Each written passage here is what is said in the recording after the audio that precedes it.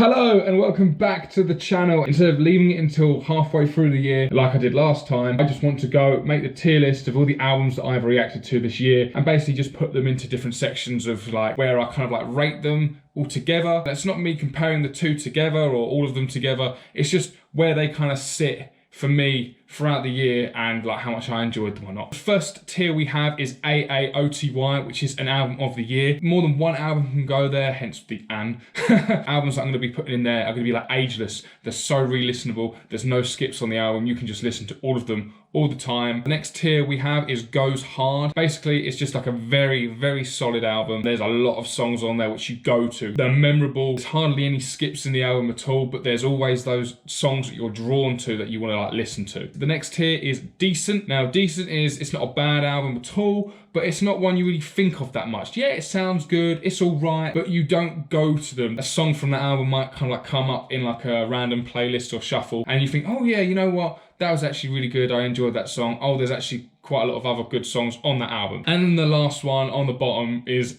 which is where you just haven't revisited. You listened to it when it first came out a couple of times, you enjoyed it, and then you thought, okay, cool, and then you move on. So, we're gonna start off with Bad Omens, The Death of Peace of Mind. Straight away, as I look at it, I think it's definitely not an air one, and it's definitely not a decent. It's gonna be between an album of the year and Goes Hard for me. There was a period where I stopped listening to the album. I've kind of like got back into it in the last couple of months, and it has reminded me of like how much I enjoyed it. So we're gonna go and we're gonna put that into Goes Hard. Goes Hard is definitely where this album's gonna go. It's the first album that I listened to this year. I have recently just done like a top 5 guitar riffs on it as well. The next one is Motionless in White, Scoring the End of the World. This is a hard one because Motionless in White is one of my favorite bands, so I'm gonna have that kind of like bias there. I prefer this album over Bad Omens because of the band itself, not the album. There's a lot of good songs on Scoring the End of the World, so it just depends on which side of Bad Omens it goes.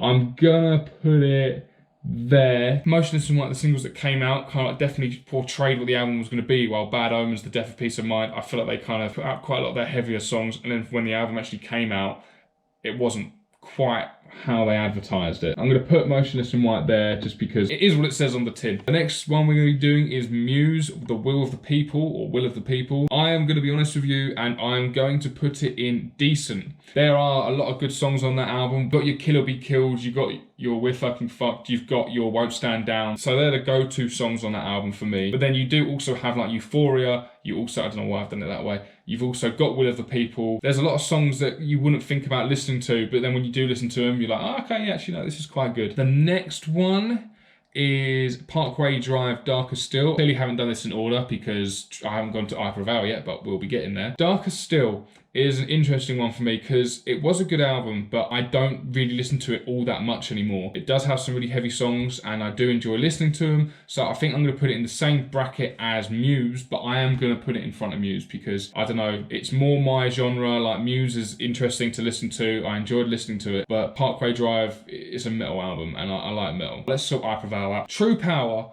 was honestly, I was so hyped for this album, just kind of like Scoring the End of the World, Motionless in White. It'd been so long since Eye for a Vow actually brought anything out. I remember doing my album review of this, and I think I rated it a little bit lower than what I agree with now. If anything, this album is an album that I have listened to constantly. In fact, it's an album that I've listened to more than all the other albums probably combined. It didn't really show in my Spotify Wrapped, which I'm quite surprised at. Masterpiece from Motionless in White was one of my top songs because that was one of the songs I just listened to all the time. With True Power, I listened to all the songs, so I wasn't getting as many plays on one, but I was getting like a genuinely good average plays with True Power. We have got our very first an album of the year. It was just my standout album 100% this year. I really enjoyed it. I still really enjoy it. It goes so fucking hard.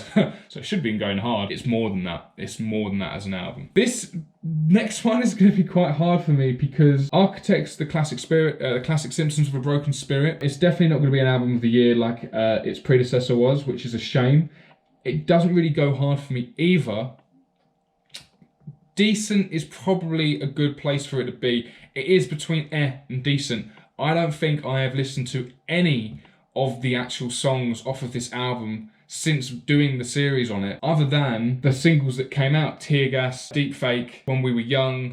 See, now going through it, I think it doesn't deserve to go an but I think the singles were its strongest songs on the album, minus the last one, which was Be Very Afraid, which was a really good song, but I haven't honestly listened to it that much either. So I think it would be very harsh to put it in air. I wouldn't say that. So I don't think there's gonna be any albums in air, to be honest, but I will put it in decent. Dark Bloom is a album that I didn't do any reactions on. However, I listened to a lot of the songs off of this album. I don't think I'm gonna put it in decent. It's definitely not going in air. I did say that it was gonna be a challenger for an album of the year against I Prevail in the video I did on it. There is just something about the album for me which doesn't come across as an album. It doesn't come across as a complete package. It comes across as a greatest hits album, which I think's cheating in a way. I know it isn't one. There could be an argument made for it to be an album of the year. I think if this tier list would let me, I would kind of like put it in the middle of Goes Hard and Album of the Year. Where do I put it in Goes Hard?